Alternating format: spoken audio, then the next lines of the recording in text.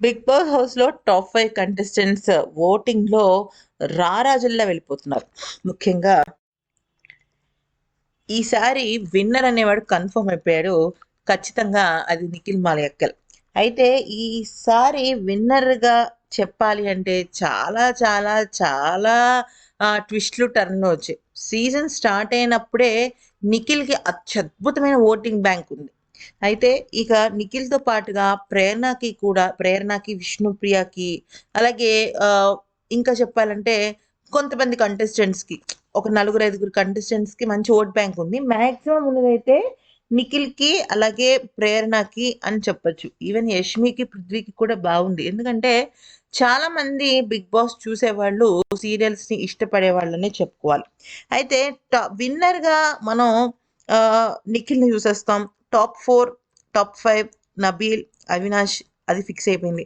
ఇక Nabeel actually top 2 పొజిషన్‌లో మొదటి 8 వారాలు ఉన్నాడు. కానీ ఎప్పుడైతే బిగ్ బాస్ హౌస్‌లోకి గౌతమ్ వచ్చాడు. గౌతమ్ వచ్చిన తర్వాత తను first week, second Vicco eliminate అయిపోయాడు. అంటే ఆల్మోస్ట్ ఎలిమినేట్ అయిపోయాడు.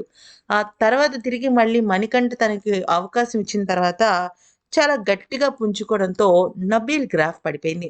దానికి తోడు బిగ్ బాస్ వాళ్ళు కూడా వైల్డ్ కార్డ్స్‌కి ఎక్కువగా అవకాశం ఇవ్వడం, ముఖ్యంగా అవినాష్‌కి, రోహిణికి ఎక్కువగా స్క్రీన్ స్పేస్ ఇవ్వటంతో నబీల్ గ్రాఫ్ పడింది. అప్పటికి నబీల్ ఎవిక్షన్ షీల్ విషయంలో కానీ, లేకపోతే స్వీట్స్‌ని త్యాగం చేసే విషయంలో కానీ, ప్రతి ఒక్క దానిలో నబీల్ చాలా టఫ్ ఫైట్ ఇచ్చినప్పటికీ కూడా, నబీల్ స్థానం పాపం దాదాపుగా 2 స్థానాలు దిగజారి 4వ స్థానంలో సరిపెట్టుకోగా, 5 స్థానంలో అవినాష్ సరిపోయాడు.